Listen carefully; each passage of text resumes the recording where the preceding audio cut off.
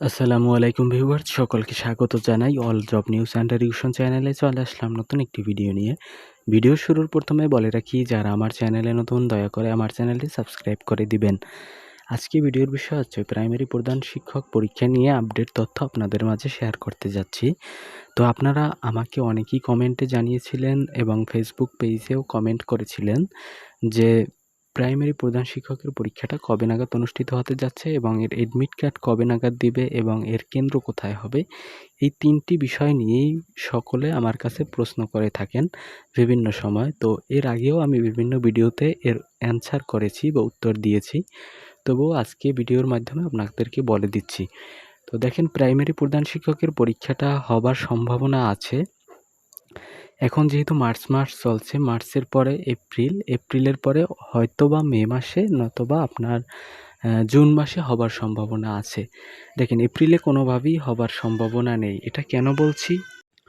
এটা বলছি এ কারণে যে আপনারা জেনে থাকবেন যে মার্চ মাসে যেহেতু রমজান মাস এবং প্লাস ঈদ, এর ভিতরে কোনোভাবেই সম্ভব নয় এবং এপ্রিল মাসের আপনার ৯ তারিখ থেকে ২৩ তারিখ পর্যন্ত হচ্ছে বিসিএসের আপনার লিখিত পরীক্ষাটা অনুষ্ঠিত হতে যাচ্ছে। তো ২৩ তারিখে যেহেতু বিসিএসের লিখিত পরীক্ষাটি শেষ হবে, এরপরে হয়তোবা তাদের সিদ্ধান্ত আসবে। কারণ হচ্ছে বিসিএসের পরীক্ষাটা নিয়ে থাকে পিএসসি এবং প্রাইমারি প্রধান শিক্ষকের পরীক্ষাও কিন্তু তারাই নিয়ে থাকবে। তাদের অধীনেই কিন্তু এটা অনুষ্ঠিত হবে। তো এজন্য বলছি এপ্রিলেও কোনো সুযোগ নাই। মে মাসের শুরুর দিকে যদি দেখেন মে মাসে হয়নি, তাহলে বুঝবেন যে মে মাসে সম্ভাবনা নেই। এটা হচ্ছে আপনার জুন মাসে হতে পারে। তো এই হচ্ছে আপনাদের আপডেট নিউজ। বন্ধুরা, এরপরে আসি আপনার এডমিট কার্ডের ব্যাপারে। এডমিট কার্ডের ব্যাপারে হচ্ছে এডমিট কার্ড কিন্তু আপনি যেদিন থেকে আবেদন কমপ্লিট করেছেন সেই দিন থেকেই ডাউনলোড করা যায়। তো সেখানে অনেকেই যারা এডমিট কার্ড এখনও ডাউনলোড করেননি, তারা দয়া করে ডাউনলোড করে নেবেন। আর অনেকে যারা ডাউনলোড করার পরে আপনারা সিট প্ল্যান অথবা কেন্দ্র দেখাচ্ছে আপনাদের জেলা, নিজ জেলা, সেটা কি ভুল হচ্ছে? বিশেষ করে দেখেন, তখনও কিন্তু তাদের সিদ্ধান্ত ছিল না যে ঢাকাতে পরীক্ষা অনুষ্ঠিত হবে। তো এখন কিন্তু আপনারা জেনে থাকবেন যে ঢাকাতে কেন্দ্র নেওয়া হয়েছে। কারণ হচ্ছে প্রাইমারি সহকারী শিক্ষক পরীক্ষা কিন্তু একটি বিশাল দুর্নীতির একটি বা অথবা প্রশ্ন ফাঁসের গুঞ্জন উঠেছিল। এ কারণেই কিন্তু তারা কেন্দ্রকে চেঞ্জ করে ঢাকাতে নেয়ার সিদ্ধান্ত নিয়েছে। কারণ হচ্ছে যখন আপনার জেলা পর্যায়ে ঢাকা থেকে প্রশ্ন আসে তখন অনেক হাত বদল হয়। এই কারণে প্রশ্ন ফাঁসের বেশি হতে পারে, প্রশ্ন ফাঁস হবার সম্ভাবনা থাকে। এই দিক থেকে লক্ষ্য করেই কিন্তু ঢাকাকে কেন্দ্র হিসাবে বাছাই করেছে পিএসসি। তো আপনারা সকলেই ঢাকাকে কেন্দ্র ধরে আপনারা প্রিপারেশন নিতে থাকুন বা প্রস্তুতি নিয়ে ফেলেন। কারণ হচ্ছে আপনার অবশ্যই ঢাকাতে যেতে হবে। তো যারা ঢাকার বাইরে আছেন তারা অবশ্যই মন মানসিকতাকে ওইভাবেই তৈরি করুন যাতে আপনারা ঢাকা গিয়ে পরীক্ষা দিতে পারেন। তো এরপরে আমি কিছু অঙ্ক নিয়ে কথা বলবো, যেগুলো গুরুত্বপূর্ণ, খুবই পরীক্ষায় বেশি আসে। তো চলুন দেখা যাক।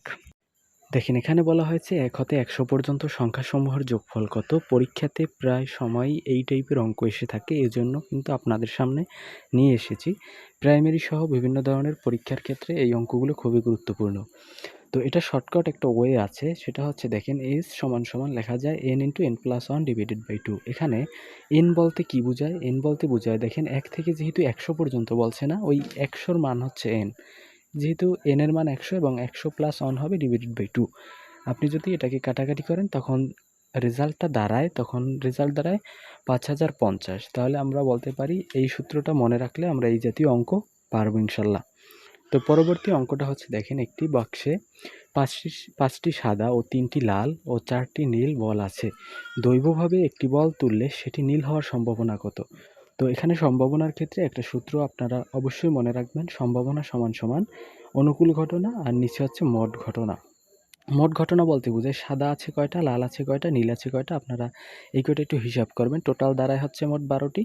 এবং অনুকূল ঘটনা হচ্ছে, এখানে যেহেতু বলছে নীল হওয়ার সম্ভাবনা কত, এজন্য এটাকে বলা হয় অনুকূল ঘটনা।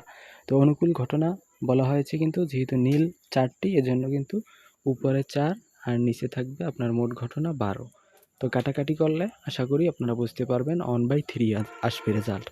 তো এই অঙ্কগুলো কিন্তু খুবই পরীক্ষার জন্য গুরুত্বপূর্ণ, এই জন্যই কিন্তু আপনাদের কাছে এগুলো আমি নিয়ে এসেছি, যাতে আপনারা শর্টকাট ওয়েতে আপনারা মনে রাখতে পারেন। প্রায় পরীক্ষায় কিন্তু এই অঙ্কগুলো বারবার রিপিট হয়েছে। এজন্যই কিন্তু আপনাদেরকে এই অঙ্কগুলো দেখানো।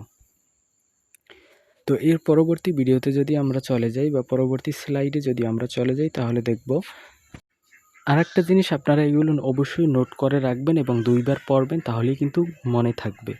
তো এজন্য বারবার প্র্যাকটিসের মধ্যে রাখতে হবে। তো চলুন পরবর্তী স্লাইডে আমরা চলে যাই। তো এখানে বলা হয়েছে 1 থেকে 49 পর্যন্ত সংখ্যার গড় কত? গড় বের করার একটা শর্টকাট টেকনিক আছে। সেখানে দেখেন এই টেকনিকটা হচ্ছে শেষ পদ প্লাস হচ্ছে প্রথম পদ ডিভাইডেড বাই হচ্ছে 2। শেষ পদ মানে যেহেতু আপনাকে বলছে 1 থেকে 49 পর্যন্ত সংখ্যার গড়, সুতরাং এখানে 49 হচ্ছে শেষ পদ। তো 49 যোগ প্রথম পদ মানে হচ্ছে 1 থেকে, যেহেতু বলছে 1 হচ্ছে আপনার প্রথম পদ আর ভাগ হচ্ছে 2। তো এই 2 দিয়ে ভাগ করলে যেই রেজাল্টটি আসে এটি হচ্ছে আপনার গড়। তো এই সূত্রটা আপনারা শর্টকাট টেকনিকের সাহায্যে মনে রাখতে পারেন। অবশ্যই আপনাকে নোট করে রাখতে হবে কিন্তু এগুলো। চলুন পরবর্তী স্লাইডে চলে যাই।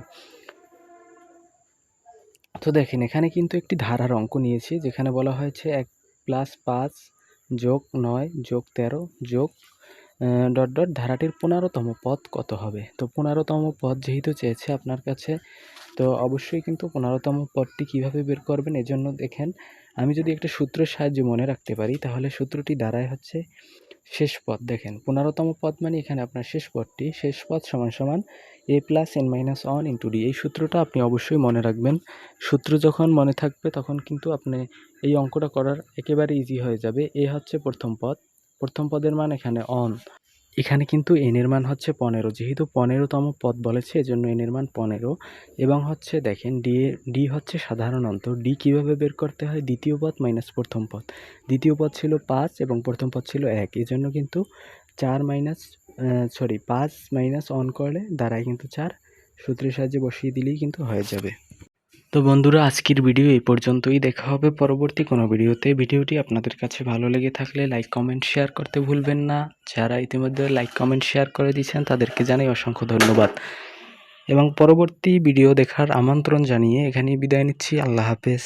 দেখা হবে পরবর্তী ভিডিওতে। ধন্যবাদ সকলকে।